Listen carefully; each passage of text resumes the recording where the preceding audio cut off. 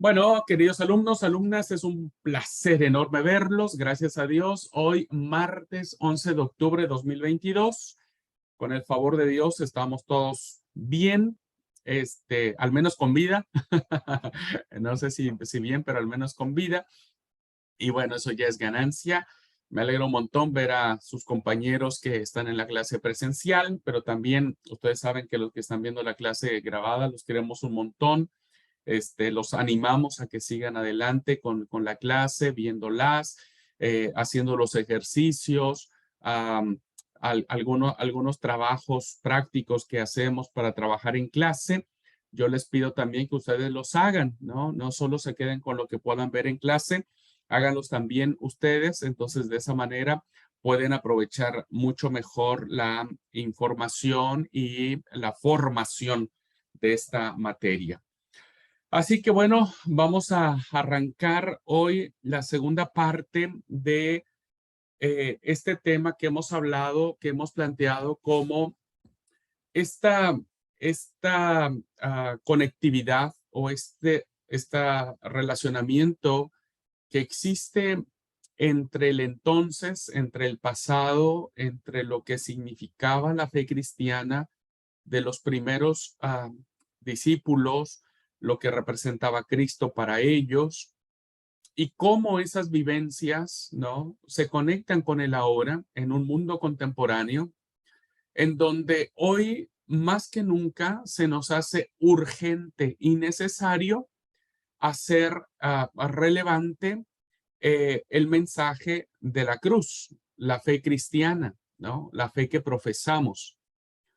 Platicábamos acerca de cómo en la experiencia del autor nos planteaba este acercamiento que tuvo con los chicos, uno ateo, uno gnóstico, y ellos decían, no es que nosotros dudemos que sea real el cristianismo, sino más bien qué tan relevante puede ser hoy en un mundo tecnificado, como la fe en unos relatos antiguos o primitivos pueden tener cabida en medio de una sociedad que lanza cohetes al espacio, que lanza misiles para desvirtuar asteroides altamente potenciales que impacten la Tierra, ¿no? Lo que antes veíamos en la película de Armagedón, hoy ya fue realidad hace unos días atrás, ¿no? Cuando la NASA envió un dispositivo al espacio para que colisionara con un asteroide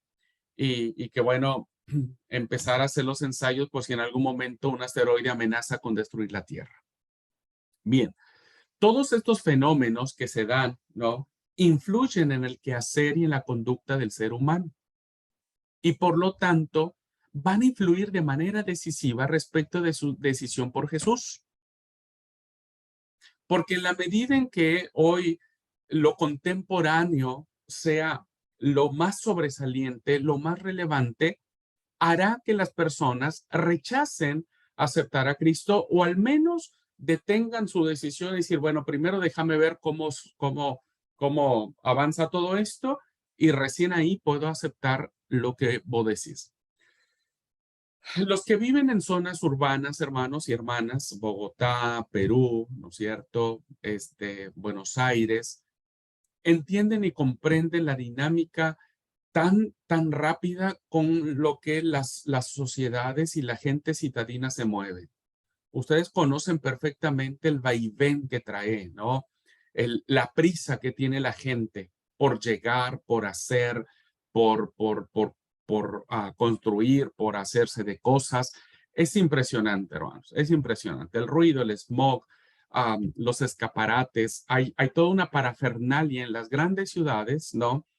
Que quieras o no, ese ruido, ¿no? Externo provoca un ruido interno que hace que la gente no quiera escuchar la voz de Dios, ¿no? Y por lo tanto no la puede aceptar y por lo tanto niega la fe de Jesús. Ahora, los que vivimos en comunidades rurales, diríamos, o del interior, o en ciudades más pequeñas, ¿no? Donde las ciudades no son tan grandes, pues entendemos que la dinámica de vida es diferente. Es más tranqui, ¿no? Aquí te desespera que la gente va a 20 kilómetros por hora en la ruta. Todavía ves un caballo pasar frente a tu casa, ¿no? Am, Todavía hay muchas valores del campo, de la chacra, de los lugares rurales donde nos movemos, pero eso no significa, hermanos y hermanas, que el efecto de la globalización no afecte también nuestras comunidades rurales. Porque aún en estas comunidades donde uno diría, la vida es re tranqui aquí en mi pueblo, ¿no? Tarde que temprano van a entrar en esta colisión, porque el efecto globalizador va a ser que por algún medio, llámese la televisión, llámese la radio, llámense las redes sociales, ¿no? Llámese el internet, hará que esos pensamientos postmodernos que se dejan de ver con mayor fuerza en las grandes ciudades, pues también haga un gran efecto en nuestras vidas. Bien, lo que voy a platicar ahora, hermanos y hermanas, es acerca, terminamos con algunas preguntitas, ¿no? ¿Se acuerdan en la última clase acerca de que es un gran compromiso el que nosotros tenemos para compartir la fe histórica en Jesús en un mundo contemporáneo? Y recuerdo muy bien que Karina decía, no, no podemos, sino debemos, ¿no? Es como un imperativo. Me parece que en ese tenor nosotros tenemos que movernos, ¿ok? Eh, en 1937 se publica un libro de un autor llamado Henry Cadbury, que se llamó y que fue muy importante el intento por modernizar a Jesús.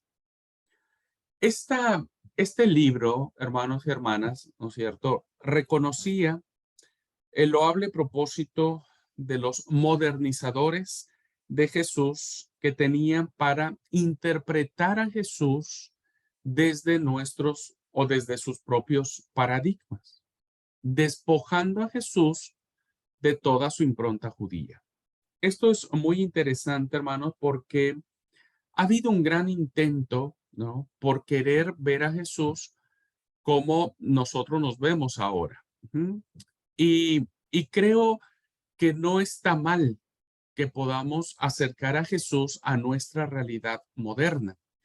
Pero nosotros, si de verdad queremos conocer a Jesús, no lo podemos vestir de modernidad. Me encantaría conocer a Jesús de, no sé, de campera, de pantalón, de unos jeans, de una camisa a cuadro, de botas, de sombrero, qué sé yo, de cualquier vestimenta que puede estar junto a mi entorno.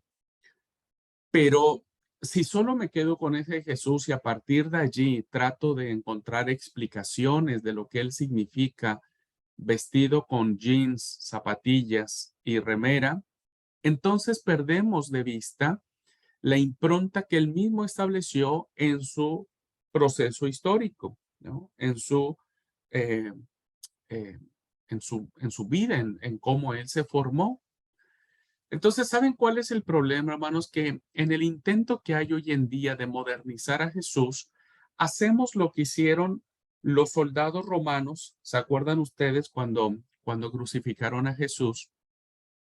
Los soldados romanos, una de las formas que usaron ellos para burlarse de Jesús fue que en primera lo desnudaron, ¿no? Expusieron todo su cuerpo, ¿no? Hubo una afrenta a su intimidad y después lo vistieron con una capa militar color escarlata.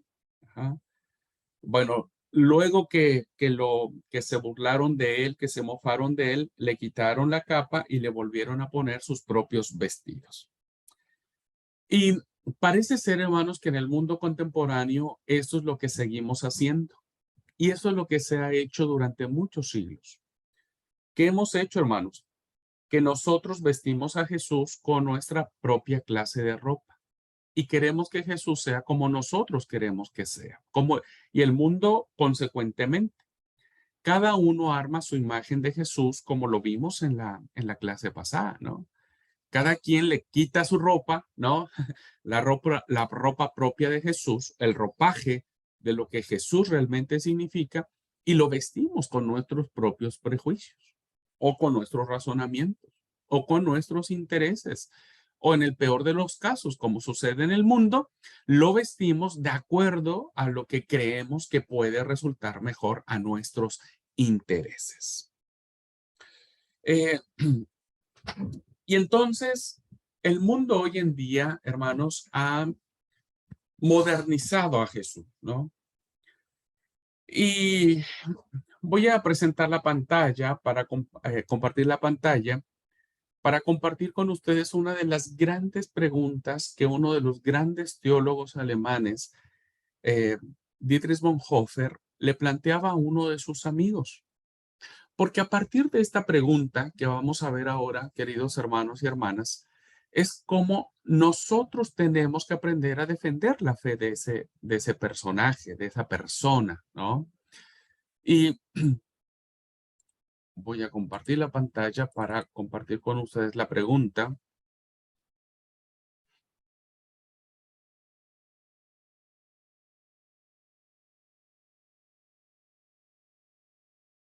Bueno, estas fueron las preguntas con las que terminamos y con lo que veníamos platicando,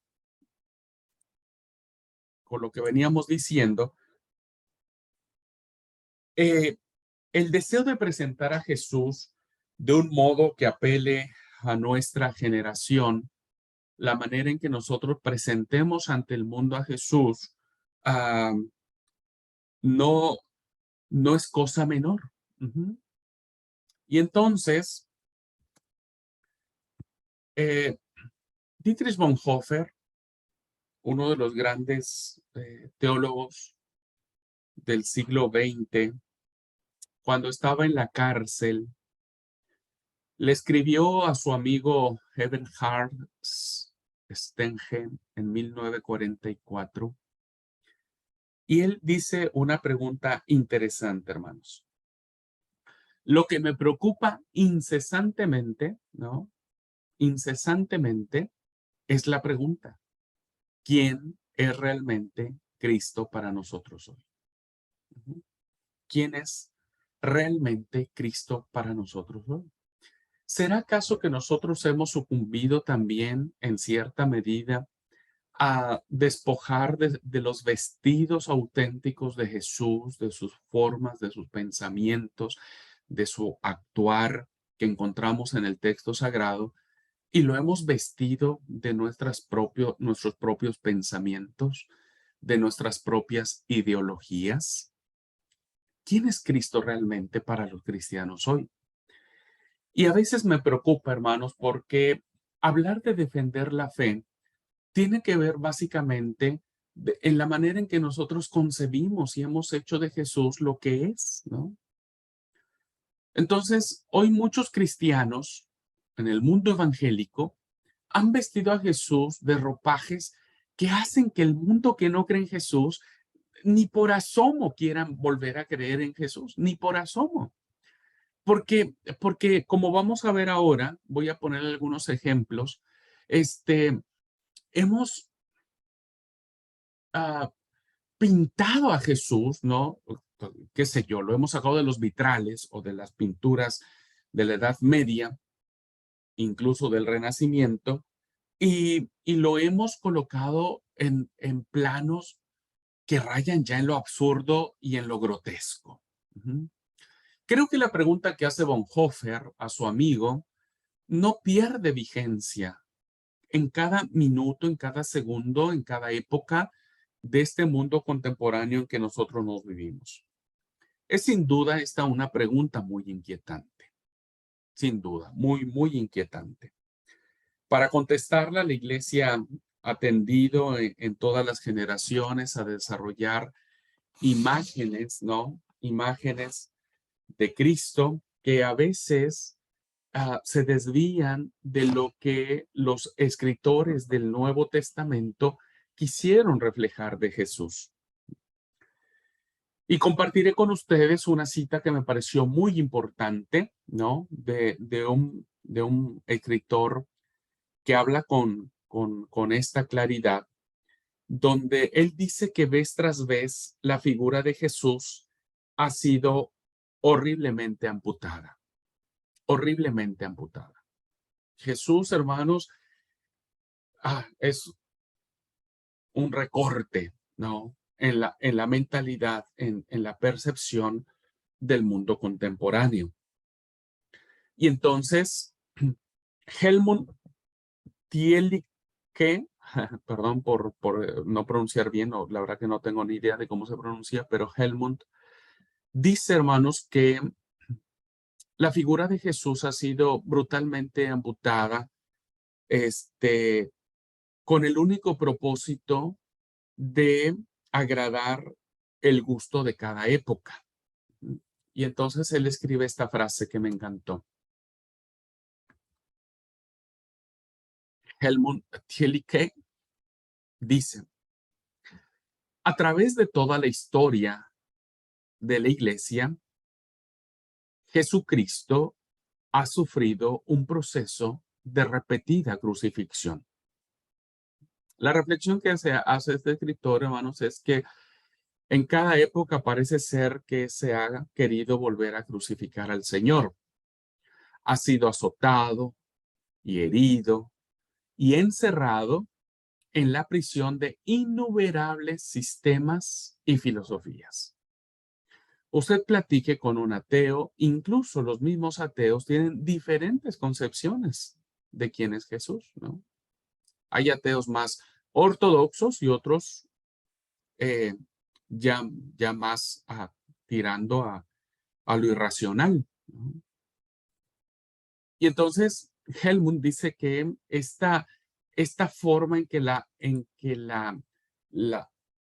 vida, las generaciones han querido encerrar, azotar y herir a Jesús a través de todos estos sistemas filosóficos, ¿no? Cada uno quiere tener su propia versión de Jesús. Sigo leyendo. Tratando, tratando como un cuerpo de doctrina, tratado a Jesús, diríamos, tratado como un cuerpo de doctrina, ha sido literalmente sepultado en tumbas conceptuales y cubierto con losas a fin de que no pudiese levantarse y perturbarnos más. A veces, hermanos, la vivencia de Jesús se ha encerrado solo en los círculos académicos, ¿no? En los libros de alta especialidad. Hay libros que hay autores que tratan a la persona de Jesús, pero que sinceramente para el grueso de nosotros, los seres mortales, no entenderíamos absolutamente una palabra. Hemos presenciado, hermanos, en los círculos intelectuales, la conceptualización de Jesús como un mero, válgase la redundancia, como un mero concepto, como una forma de análisis, ¿no? Hay que analizar, hay que poner bajo la lupa a Jesús.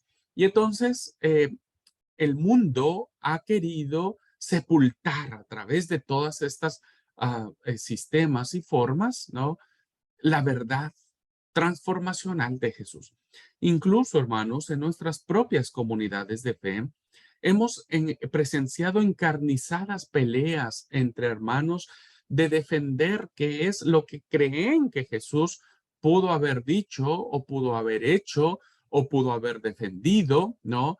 Y entonces decimos, bueno, no, yo creo que Jesús no hubiese permitido eso, no hubiese permitido lo otro. Y, y la verdad, queridos hermanos y hermanas, alumnos, es que nos encontramos ante el fenómeno, eh, ¿cómo iba a decir? Este fenómeno tentador, este fenómeno que ha acompañado al ser humano desde siempre, ¿no? De querer encerrar a Dios en sus dogmas, ¿no? En sus filosofías. Por eso hay una frase que dice, la aprendí de memoria, que dice, cuando el hombre llegue a conocer a Dios, Dios dejará de ser Dios. Cuando el hombre llega a conceptualizar a Dios y diga, bueno, a través de este concepto yo digo quién es Dios, pues Dios deja de ser Dios, porque Dios no puede ser conceptualizado ni encerrado en 3 líneas, en 5 líneas, en 1000 libros, en 100,000 libros, ¿no? Y entonces estamos ante un fenómeno globalizador, ¿no? En nuestro mundo contemporáneo que nos lleva a esta reflexión. Sin embargo, Helmut dice algo esperanzador, ¿no? Dice, pero he aquí el milagro. He aquí el milagro. Y ese es donde radica la fe cristiana, hermanos. Y este es ahí donde nosotros tenemos que tomarnos para poder presentar la fe que tenemos, ¿no? Como un milagro.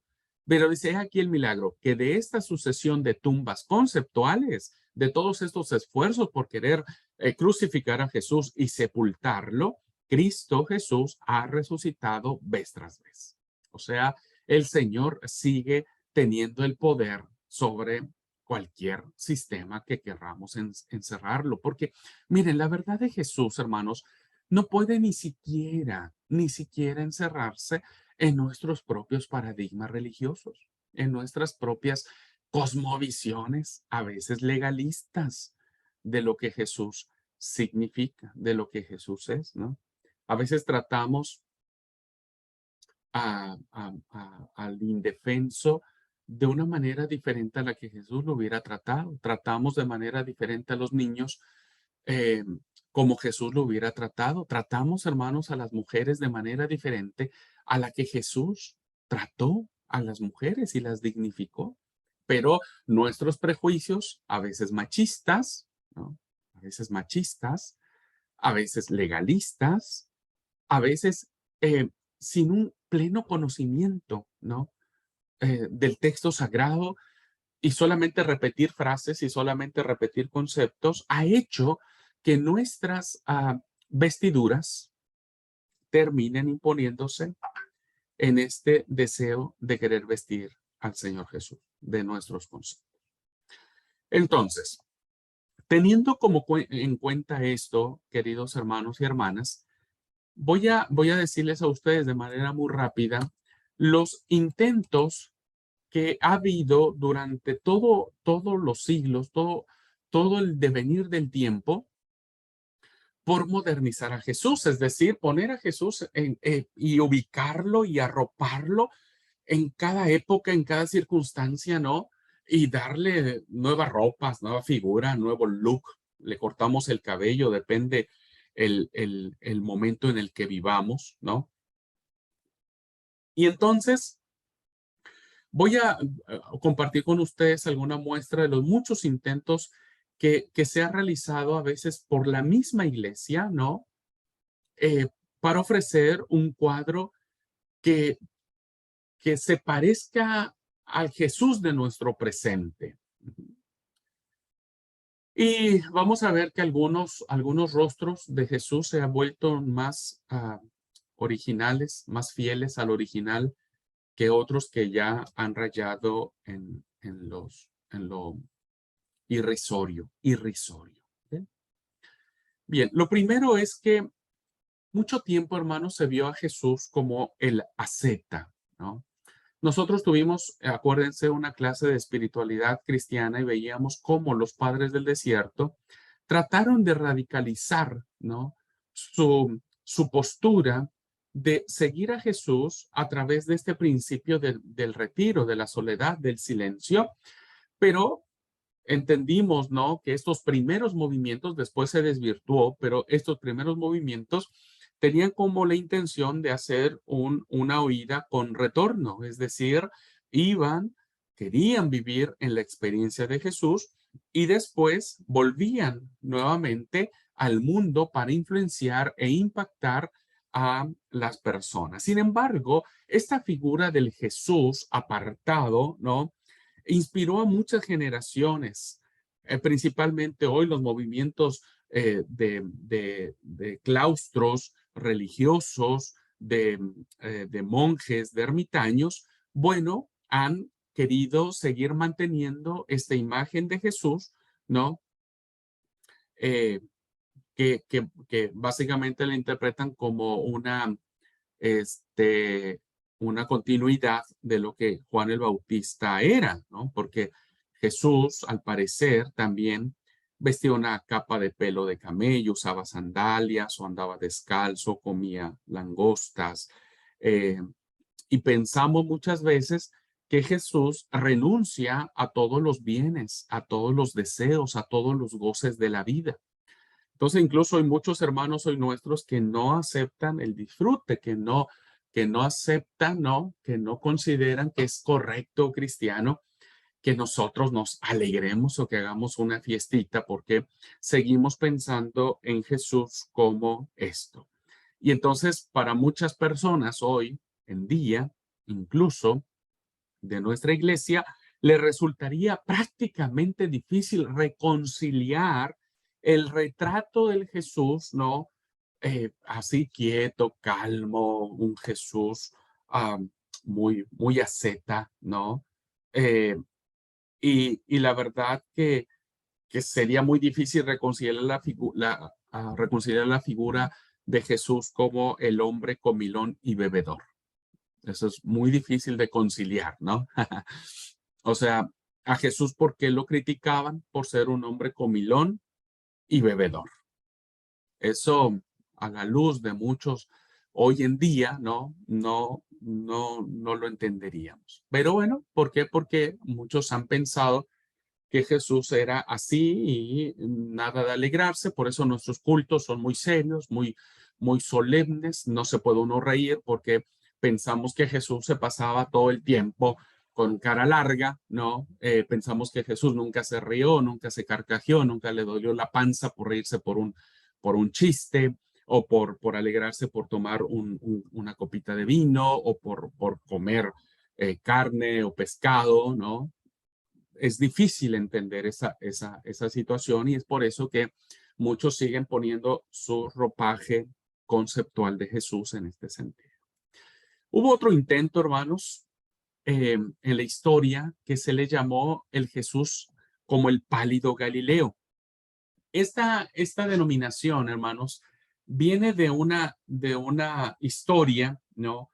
Que tiene que ver con el emperador apóstata Juliano, aquel emperador que intentó reinstalar a los dioses paganos en Roma después de que Constantino, el famoso emperador romano, reemplazó los dioses paganos para rendir culto a Cristo. Bueno, de él se afirma, de este emperador Juliano, ¿no? Que en su lecho de muerte en el 363 después de Cristo, dice que antes de morir pronunció estas palabras diciendo, has vencido, oh Galileo, oh Galileo.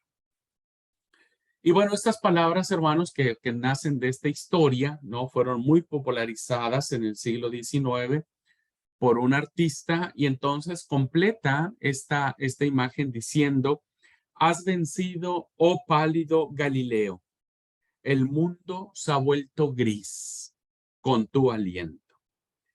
Bien, esta imagen, hermanos, del Jesús el pálido Galileo, la vemos representada aún hoy en día, principalmente en las grandes catedrales católicas, en los grandes vitrales, en toda la iconografía católica, ¿no? Incluso en algunas religiones protestantes, como un Jesús, ¿no? Principalmente muy potenciado en la edad medieval, como un Jesús que tenía una aureola, le pusieron un círculo, una aureola en la cabeza, un semblante demacrado, muy pálido para mi gusto, ¿no? Muy blanco, los ojos elevados hacia el cielo con una actitud de no sé cómo esa mirada, ¿no? Esa mirada que levanta los ojos al cielo y también que sus pies jamás llegaron a tocar el suelo. Es decir, esta imagen, hermanos, de Jesús, el pálido Galileo, ha acompañado mucho al imaginario colectivo. Muchos de nuestros miembros de iglesia provenientes del catolicismo crecieron con esta imagen, crecieron con esta imagen. Y esta imagen inconscientemente los ha acompañado siempre, ¿no? De este personaje de Jesús, muy casi huesudo, ¿no? Que casi se le pueden ver en los pómulos marcados por los huesos que le sobresalen, Y bueno, esta actitud de este Jesús a veces parece sufriente, a veces parece indiferente, a veces parece como diciendo, bueno, ya sáquenme de aquí, ha acompañado en muchos casos la imagen de Jesús. Bien, hubo otro intento, hermanos, principalmente en la época bizantina, ¿no? Muy contrario al Jesús de la época medieval, que tenía que ver mucho con estas características que acabo de decir, débil, sufriente, derrotada, pues está ahora en contrapartida el Jesús cósmico, ¿no? El Cristo cósmico, eh, que fue muy apreciado por los dirigentes de la época bizantina, por la iglesia bizantina. Y bueno, ustedes saben, no voy a meter mucho en la historia, pero cuando los bárbaros empezaban a avanzar, bueno, estos los representaron su avance a Jesús como el Rey de Reyes y Señor de Señores, el famoso eh, Pantocrátor, ¿no? Pantocrátor, el Rey de Reyes, el superior, el creador y soberano del universo. Esta forma, hermanos, fue lo opuesto, ¿no? Al pálido Galileo. Y entonces tomó una cosmovisión más bélica, más beligerante, una actitud más de autoridad, de señorío, más empoderada, ¿no? Que evidentemente esta figura pues ayudaba y alentaba a esta época de la iglesia bizantina que tenían muchas guerras. Eh, bueno, esta forma de presentar a Jesús también ha acompañado mucho, ¿no? A la cristiandad de ver a Jesús como Señor, como el Rey de Reyes y Señor de Señores, pero le sacamos la parte tierna, ¿no? Le sacamos la parte amorosa, la parte cálida, afectiva. Y entonces vemos a Jesús, o se ha visto a Jesús solo como este ser poderoso, eh, que cabalga en un caballo blanco, ¿no? Muy propio de la mentalidad apocalíptica que tenía escrito Rey de Reyes y Señor de Señores, pero, insisto, no le hacemos justicia a esta imagen que aunque es cierta, ¿no? Él es Rey de Reyes y Señor de Señores, pero jamás deja de ser el Padre amoroso, ¿no? El Padre tierno. Bueno, seguimos, saltamos de la época bizantina y nos vamos a la época de la Ilustración.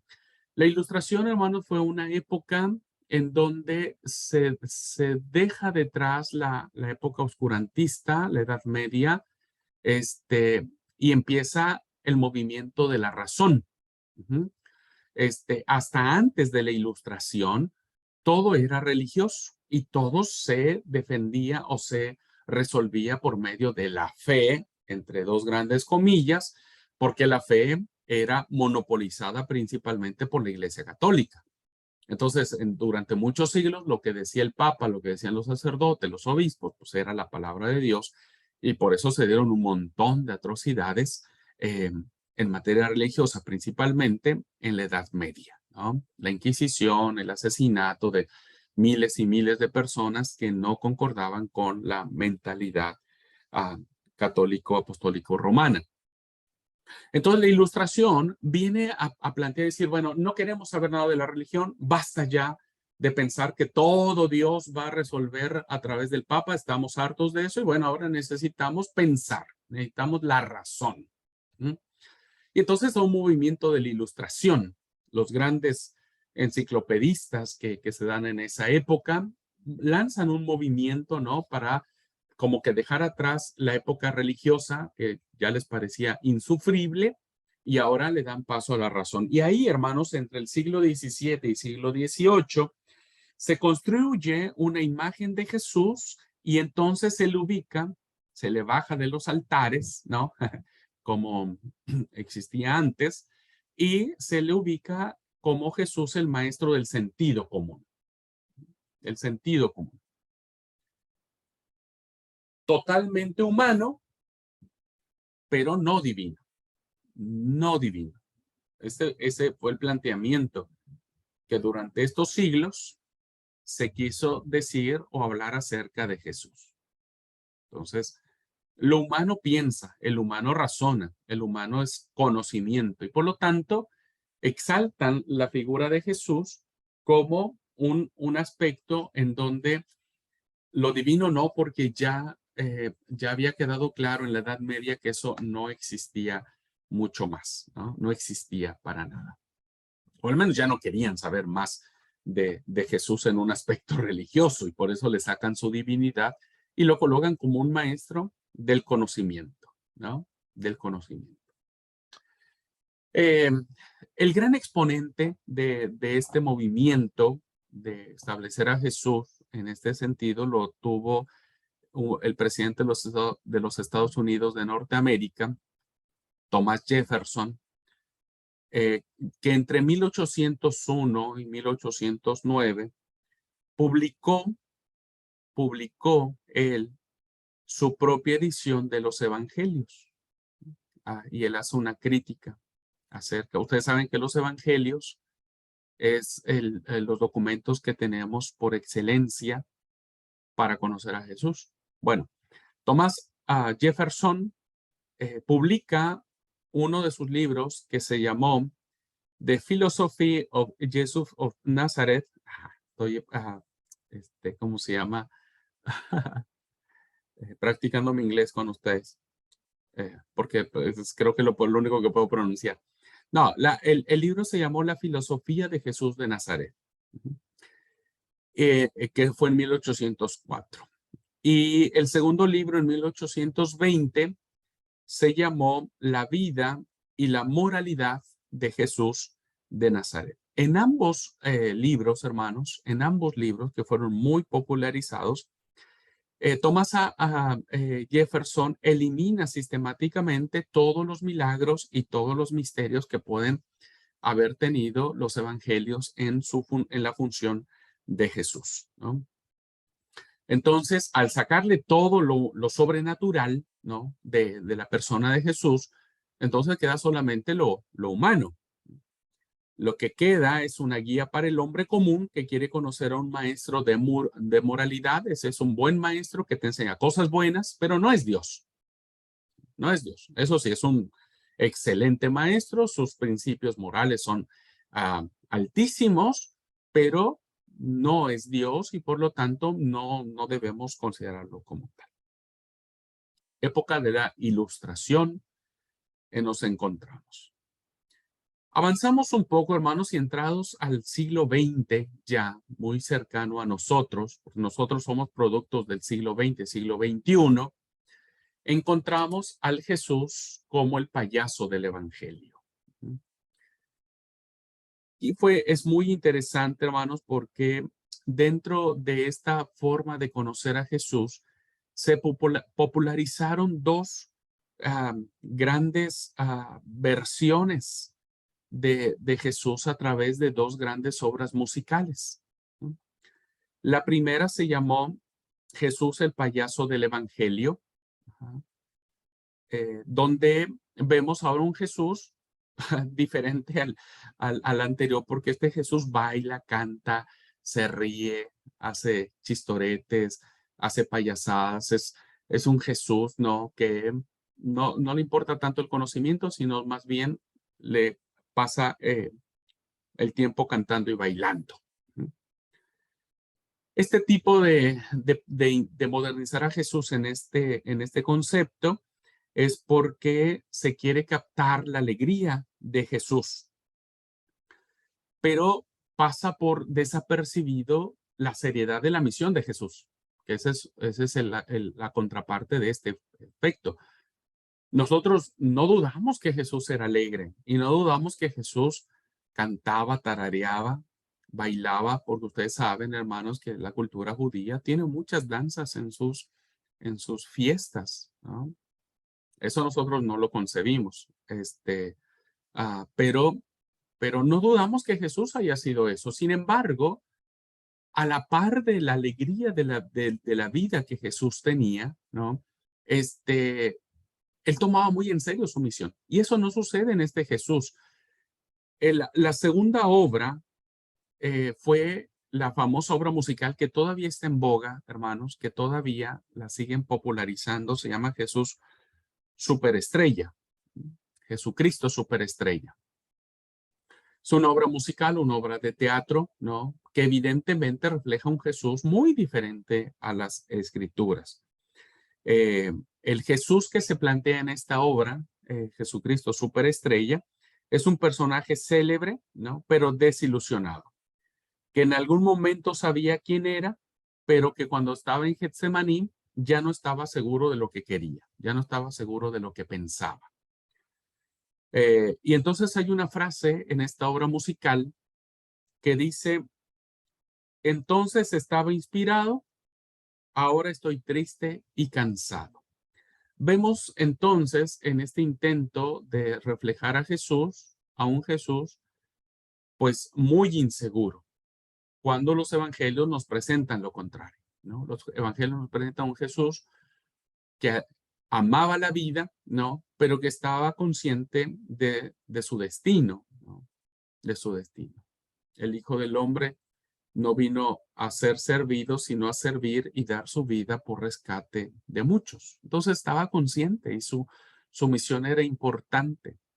Y estoy convencido de que las palabras de Jesús en la cruz, lejos de ser una dubitación, tiene que ver más con un aspecto de su fragilidad, que en la fragilidad, ¿no?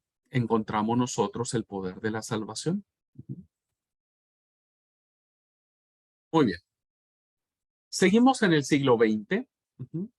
Y ahora vamos a encontrar a otro Jesús que se va al otro extremo, ¿no? Y muy popularizado, por cierto, principalmente hoy en las mega iglesias. Este Jesús, eh, este y el siguiente, es muy admirado y muy querido este Jesús en estas mega iglesias, que es el Jesús fundador del comercio moderno.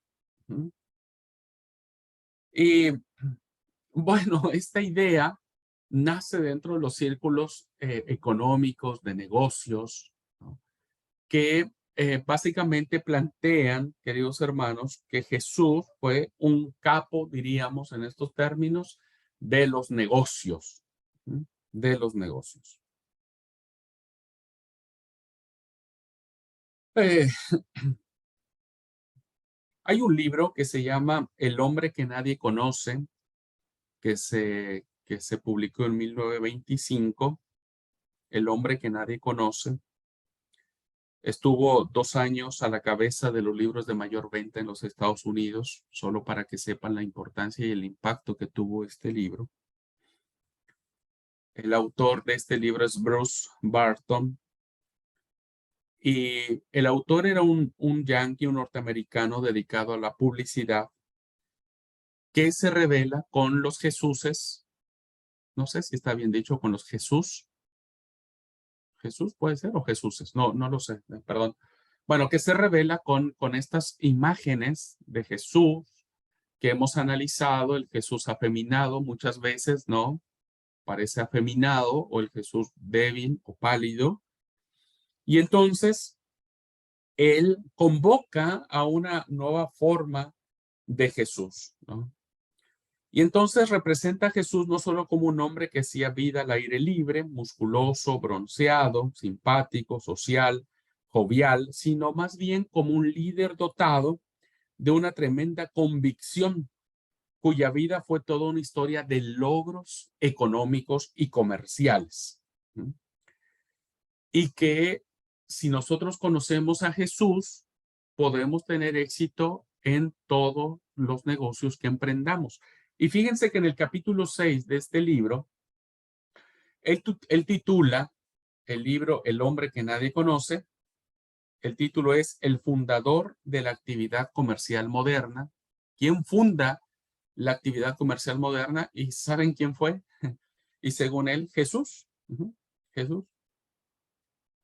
¿Y saben de dónde se toma Barton para sostener que Jesús es el fundador de la actividad comercial moderna, del pasaje bíblico donde Lucas nos narra cuando Jesús fue al templo siendo niño, ¿se acuerdan? Y que estaba discutiendo con los sabios del templo. Y entonces a los 12 años de edad, Jesús se describe a sí mismo diciendo que él debía ocuparse en los negocios de su padre. En los negocios de su padre. Entonces, esa alusión de negocio, pues hizo que este hombre retratara a Jesús como alguien que desde chiquitito, pues ya era un capo para los negocios. Aunque usted no lo crea. Aunque usted no lo crea. Y de la mano, hermanos, encontramos seguido, porque este influjo fue muy fuerte, ¿no es cierto? Lo encontramos ahora viéndolo como Jesús, el economista. Se le ha atribuido a Jesús habilidad comercial, como también éxitos empresariales. Y hubo un autor llamado George Bernard que presenta a Jesús como el economista y dice lo siguiente: decididamente, piénsese o no que Jesús fuera Dios, o sea, para este autor le importa poco si Jesús fue Dios, si hizo milagros, realmente lo que menos le importa es eso. Acuérdese, estamos en una sociedad globalizada y globalizada económicamente. Dice, decididamente, piénsese o no que Jesús fuera Dios, hay que reconocer que era un economista político de primera clase. Y entonces vemos en esta visión, hermanos, a un Jesús capitalista. Aquí en esta visión encontramos a todos aquellos que defienden el capitalismo como alguien al cual Jesús no condena las riquezas. Y por lo tanto, si no condena las riquezas no son malas. Y es cierto, Jesús nunca condenó las riquezas. Lo que condenó es la actitud que tenían los ricos hacia los pobres. Y eso Jesús lo condenó fuertemente. El trato desmedido, cruel e inhumano que los poderosos tenían hacia los indefensos. Sin embargo, esta posición de la visión de Jesús como capitalista, como el promotor de la libre empresa, la inversión, la conservación de la economía, realmente lo resume muy bien una frase que dice: en las enseñanzas de este joven judío se exponen explícitamente todos los rasgos esenciales del sistema económico moderno. Entonces tenemos el Jesús de corbata, tenemos al Jesús de saco, con el maletín, sentado en una oficina, detrás de un escritorio, haciendo negocios. Pero la contraparte de una sociedad moderna del capitalismo, pues es el socialismo. Bueno, ya me salté Jesús el capitalista, y a diferencia de esto, hermanos, viene Jesús el socialista, que eso es lo contrario, ¿no? Aquellos que, condenando el capitalismo como fuente de vida, pues necesitan pintar a un Jesús que se acomode. Y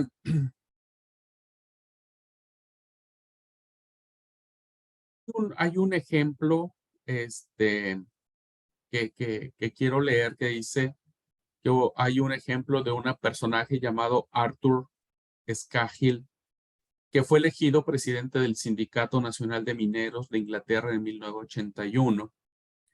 Durante una entrevista con la prensa en esa época, dijo que era cristiano, este líder sindicalista, y que le gustaban los viejos himnos.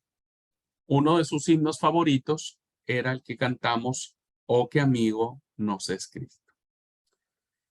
Cuando se le exigió a este sindicalista que dijera si aceptaba el credo cristiano, primero se hizo de la vista gorda y después dijo lo siguiente, fíjense: Sí creo en el cristianismo en este sentido. Creo que Jesucristo era de hecho un socialista.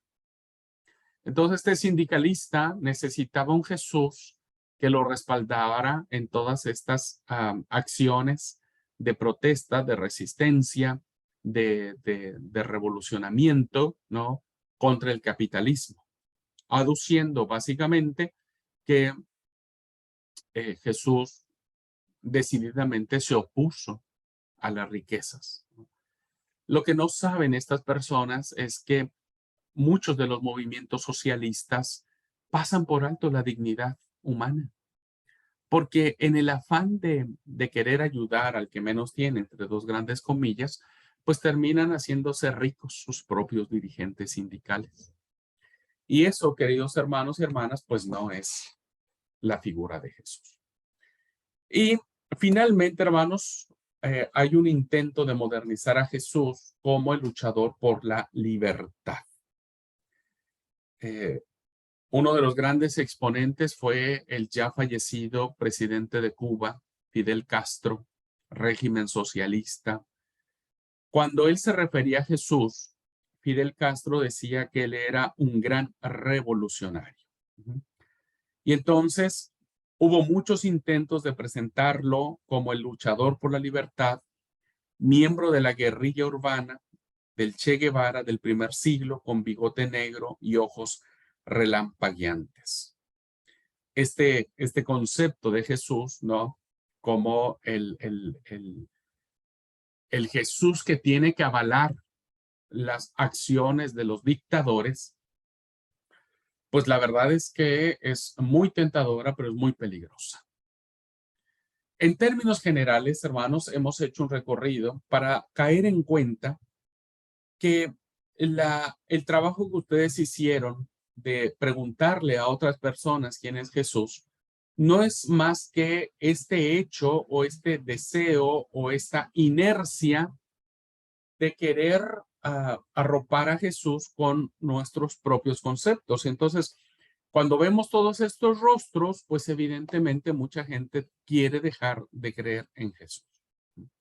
Hoy seguramente podríamos plantear un Jesús moderno, un Jesús cibernético, un Jesús de realidad virtual, un Jesús, ¿no? Que puede o debe o quisiera poder alcanzar a los perdidos a través de una computadora, una red social, etcétera, etcétera. Estos relatos, hermanos, estos retratos, perdón, que les he presentado de Jesús, ilustra la creciente e incesante tendencia a modelar a Cristo como un atractivo moderno de nuestros tiempos. De nuestros tiempos. Bueno, esto no es nuevo, ¿no? Ya en la era apostólica, Pablo tuvo que advertir a la gente acerca de los falsos maestros que predicaban a otro Jesús diferente al que los apóstoles habían predicado. Por eso la gran denuncia que hace Pablo a los Gálatas diciendo: Gálatas insensatos, ¿quién os fascinó a creer en un evangelio diferente al que nosotros les hemos presentado? Este fenómeno, hermanos y hermanas, muy propio del siglo primero y constatado en este breve recorrido que les he hecho por la historia, y hay muchísimos ejemplos más, nos hacen a nosotros plantearnos, ¿no? ¿Qué es la actitud que debemos tener para defender nuestra fe en Jesús? ¿Mm? En Jesús. El desafío que tenemos por delante, el desafío que tenemos por delante, consiste en presentar a Jesús a nuestra generación de un modo que sea tanto histórico, es decir, de un modo que sea muy propio de su génesis, de su origen, de su impronta, ¿no? De dónde se gesta, pero también a la vez contemporáneo, relevante a nuestros tiempos, a nuestro siglo.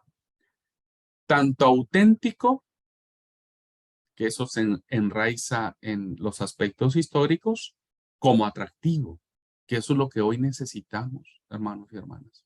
Necesitamos que el evangelio siga siendo atractivo, sin caer evidentemente en la charlatanería. Nuevo en el sentido de que sea fresco, ¿no?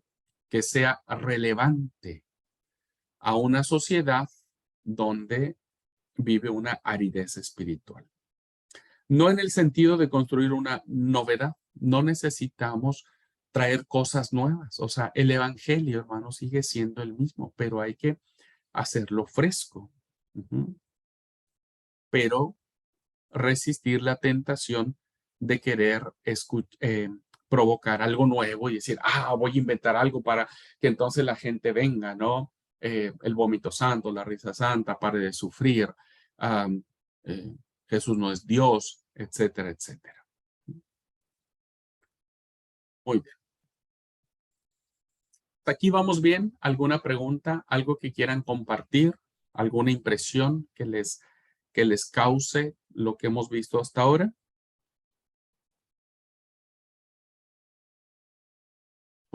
Pude ser lo suficientemente claro para que ustedes sepan hacia dónde me planteé esta forma, estos intentos que ha tenido la sociedad del mundo de querer modelar a Jesús. ¿Quedó claro? Sí. Sí, Bueno, yo digo la ignorancia de la gente también de que a veces hacer esas cosas que no tienen ni siquiera sentido sin ir a la lectura de la Biblia a veces. Eso es la impresión que uno da de. muy bien. Sí, a veces eso sucede, pero a veces pasa que la gente toma el texto bíblico, ¿no? Como ese que dice, bueno, en los negocios de mi padre quiero estar. Bueno, viste, ahí está el Jesús que hacía negocios desde pequeñito. Entonces, a veces no solo es la ignorancia, sino la mala e incorrecta interpretación del texto sagrado. Sí, Bueno, y también creo yo que tiene que ver mucho porque desde siempre el enemigo, Satanás, que está presto a imitar y a querer desprestigiar la figura de Jesús, porque no necesita nadie estudiar sus gestos o lo que dijo o lo que habló. Simplemente Él es Dios, es el Hijo de Dios, siendo el mismo Dios, porque Él nos dio a conocer al Padre amoroso, ese Padre misericordioso, ese Padre compasivo, el Padre perdonador. Entonces yo creo que el, el diablo hace su parte, ¿no? Pero el Evangelio, como lo hemos dicho en otras clases, el Evangelio es el mismo. Y aunque lo hagas tal vez innovando, algo innovador como hacer mimos, hacer unos, en una obra de teatro, en un sketch, en lo que tú, como tú quieras, por medio de gráficas, por medio de audios, puedas compartir el evangelio. El evangelio es el mismo, porque el que da salvación es Jesús. Y si la gente no se arrepiente de vivir esa vida mísera, esa vida sin sentido, y no va a los pies de Cristo, va a morir en la eternidad. Y entonces, pues, lo único que nos queda a nosotros es compartirles del Evangelio. Y el que cree, pues ese va a heredar la vida eterna, y el que no, pues lo dice la palabra, será condenado. Y no es que uno lo diga, lo dice la palabra. Entonces creo que nos queda, como hijos de Dios, ser la voz de Dios, y tenemos esa gran labor de hacer discípulos a todas las naciones. Y hay mucho campo que sembrar, y yo creo que todos nosotros tenemos ese sembrar. Y como decía el hermano, a veces la ignorancia y de tanto estudio también, a veces tanto estudio, quieren analizar a Dios, quieren, pero es risible.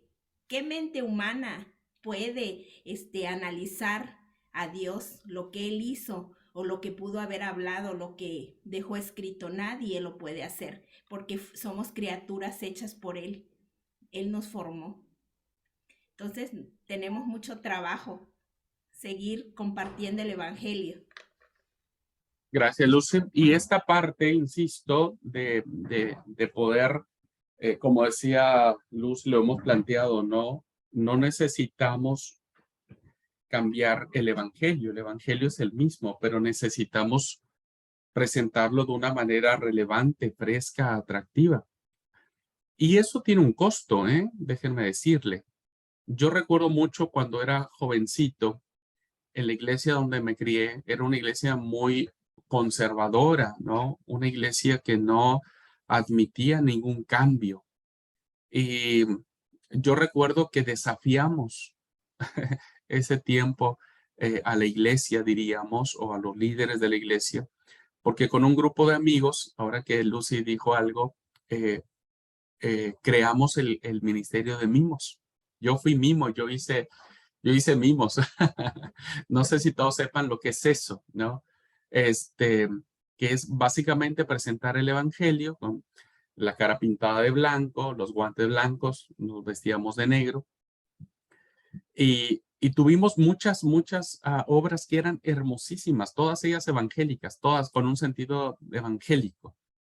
La primera vez que presentamos una obra en esta iglesia que yo me crié, hermanos, enfrentamos una persecución, diría yo, muy intensa, una crítica, nos disciplinaron, nos criticaron, nos señalaron, bueno, de todo, ¿viste? Y a mí me dio miedo, porque yo era jovencito en ese tiempo y yo decía, ay, Dios mío, ¿será que sí estoy pecando y casi me mandaron al infierno?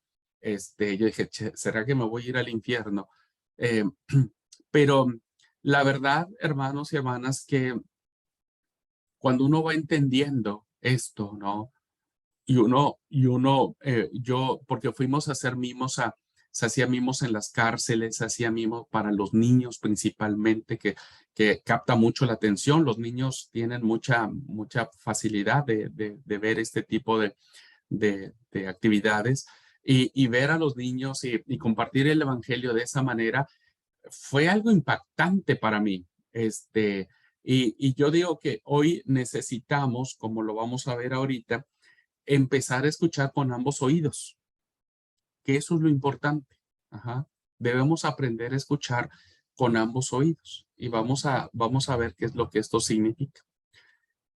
Hay una frase que quiero compartir que es de Peter Berger, uno de los grandes sociólogos cristianos que tenemos, una autoridad en este sentido.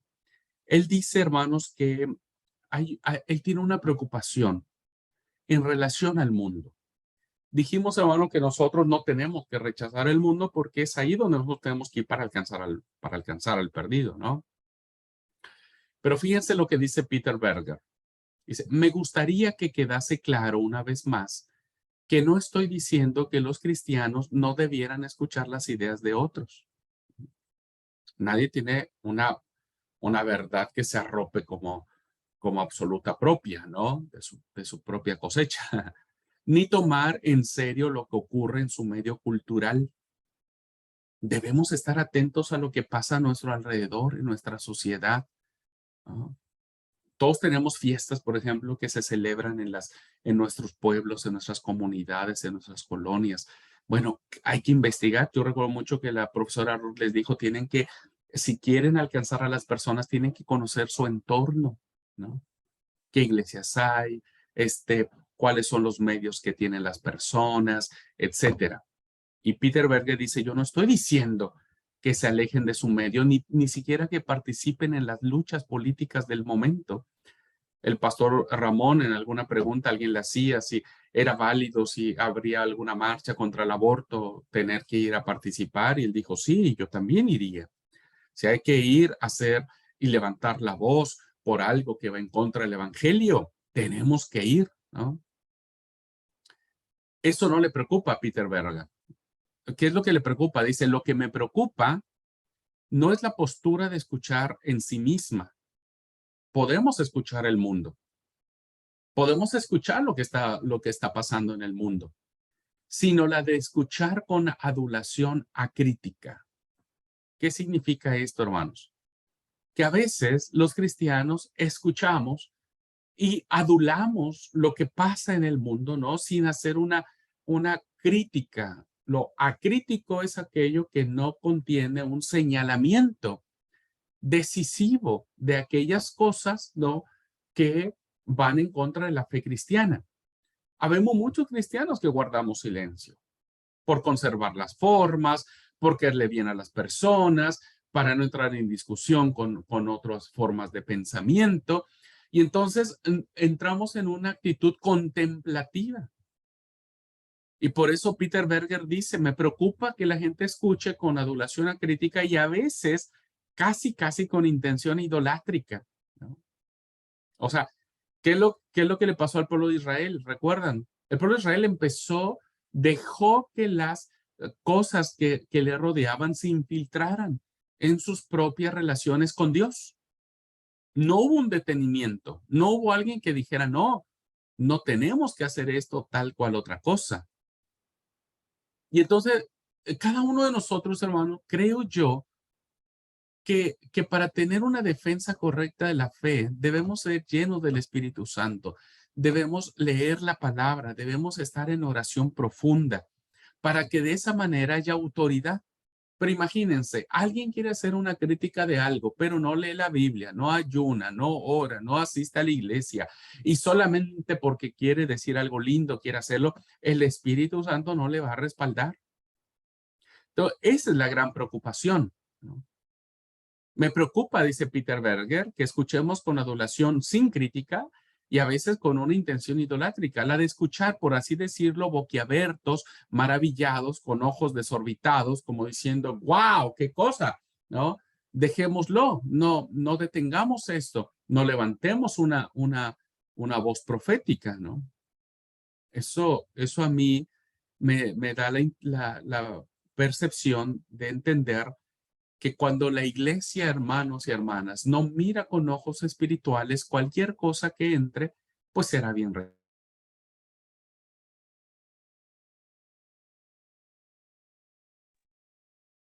¿Alguien le dijo aquí al Zoom que ya quieren receso, hermanos? Ustedes díganme, yo con todo gusto. Está bien, déjenme decir la última diapositiva y vamos al receso. ¿Les parece? Para no perder la idea. ¿Qué es lo que quiso decir Peter Berger con todo esto? Me gusta lo que él dice. Me parece que es hora de decir sencillamente basta. Basta a la danza en torno a los becerros de oro de la modernidad. Basta, digo yo, permítanme decir un poco más, basta a la danza en torno a aquella comodidad que como cristianos hemos querido hacer de nuestra cristiandad. Basta ya a la danza en torno a aquellos aspectos legalistas que en vez de ayudarnos a impulsar a que el evangelio crezca, nos lo detiene. Basta ya a la danza en torno a los becerros de oro que nos llevan a no acomodarnos, ¿no? A este mundo y a no vivir una vida transformada. Basta ya, basta.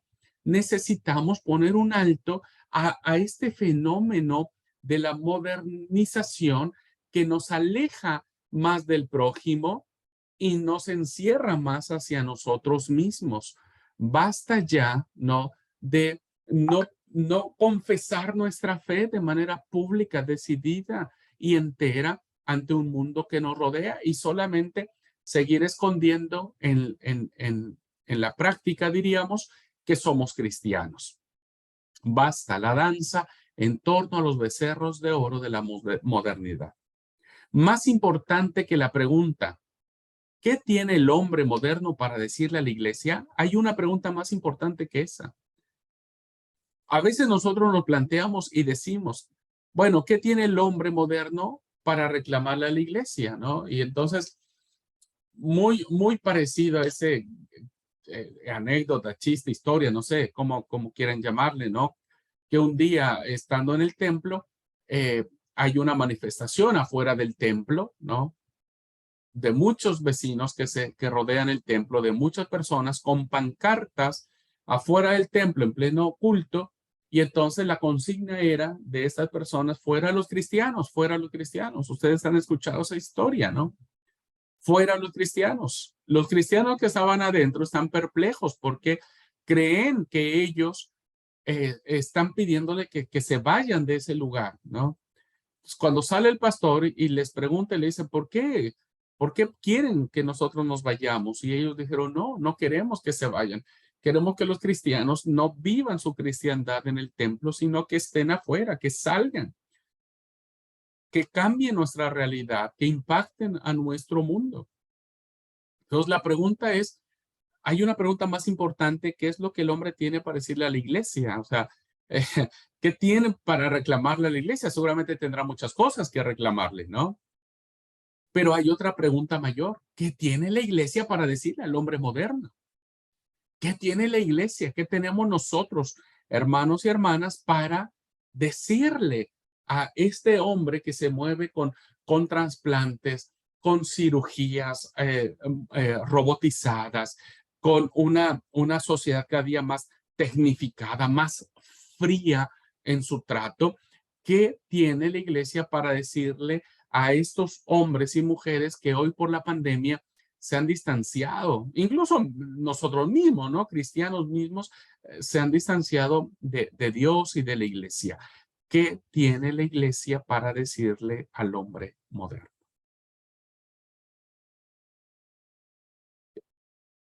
Con estas reflexiones nos vamos al receso. ¿Alguien tiene alguna reacción a estas preguntas? Puede ser muy fuerte, hermano, pero creo que me parece interesante, por eso lo traje a la clase, ¿no? Basta la danza en torno a los becerros de oro de la modernidad. Y yo creo que hoy más que nunca, hermanos y hermanas, ¿no? Nosotros tenemos que plantearnos y replantearnos qué la iglesia debe decir. A ver, voy a ir mucho más profundo de lo que dijo Peter Berger. Si la iglesia está consciente ¿qué tiene que decir al hombre moderno? La pregunta es: ¿lo estamos haciendo o lo está haciendo? Ese es el gran desafío. ¿Ok? Bueno, ¿alguien tiene algún comentario cortito antes de que vayamos al receso? Lucy. Bueno, nada más recordar de otras clases que hemos tenido que cuando nosotros evangelizamos, cuando nosotros anunciamos, recordemos que va a haber avivamiento. Y cuando hay avivamiento, entonces empiezan a pasar milagros, prodigios, la gente empieza a arrepentirse, empiezan una nueva vida, empieza a ser feliz, y todo eso lo vive la iglesia. Si nosotros como líderes enseñamos a nuestra congregación donde estamos y les enseñamos a ganar almas, y que sepan ellos que tienen que testificar, no importa en el mundo moderno en que se encuentran ellos. Nosotros algunas veces lo hacemos como algo que lo hacían nuestros antepasados, ¿no? Que puede ser que veas en la esquina de tu casa donde se juntan todos los borrachitos y no les lleves pancartas ni les mandes un mensaje de WhatsApp, pero si tú vas y te sientas con ellos y platicas y les hablas del amor de Dios, el Señor se va a manifestar. Yo creo que hay muchas formas, tampoco vamos a desechar la modernidad, ¿verdad? Pero que con el corazón nosotros aprendamos a compartir del amor de Dios, y yo creo que muchos van a llegar a los pies de Cristo. Gracias, Lucy. Pero que lo hagamos. Gracias por el comentario. Clelia. Pasa a todos. Sí, por ahí me gustaría rescatar dos cosas. No sé si estará bien el aporte, pero para hablarle al hombre moderno, por ahí nosotros que tuvimos campamento hace poquito, yo por ahí pude observar algunas situaciones, y la verdad es que realmente, más allá de qué tiene la iglesia para decirle al hombre moderno, ¿qué tenemos nosotros para decirle al hombre moderno? Nosotros como personas, como integrantes de la iglesia. Que la actitud que nosotros tenemos cuando nosotros hablamos acerca de Cristo, como usted dijo, que se acompañe con la acción. Que no hablemos de la puerta para adentro de una cosa y cuando salimos ahí afuera ya estamos armando un lío, ¿no? Que podamos cambiar esa actitud, que podamos reflejarla. Porque, como usted nos había dicho, las personas, más allá de que nosotros vayamos a predicar el Evangelio, están viendo nuestra actitud. Cómo hablamos, cómo nos comportamos en casa, cómo todo nos están viendo. Todo el tiempo, como usted dijo, nosotros estamos ahí en el hilo del ojo. Y otra cosa que coincido con Lucy es que no tenemos que obligar a la gente a que acepte a Cristo, sino hablar, Él pueda tocar sus corazones, porque nosotros no podemos decirle con un arma o algo, decirle acepta a Cristo porque tenés que aceptarlo, no. En realidad el Señor es el quien va a transformar ese corazón y el que va a decir, yo te quiero conmigo en mi vida, y la persona va a sentir eso. Entonces es como que la obligatoriedad me parece que no, que hay que saber cómo llegar a la gente moderna en este siglo moderno, pero siempre trabajando con lo que el Señor nos dejó, asumiendo sus características, tratando de hacer lo que Él hacía. Obvio que vamos a fallar, no somos perfectos, pero en lo posible tratar de llegarle a la gente desde ese lado para que ellos puedan aceptar a Cristo sin sentirse obligados. Ese era mi aporte. Gracias, Clelia. Muy bien, muchas gracias. Bueno, si no hay otro aporte más, vamos al receso y volvemos. Tomamos 10 minutitos, hermanos y hermanas, volvemos después. Y seguimos charlando sobre esto porque todavía hay otras cosas en el tintero.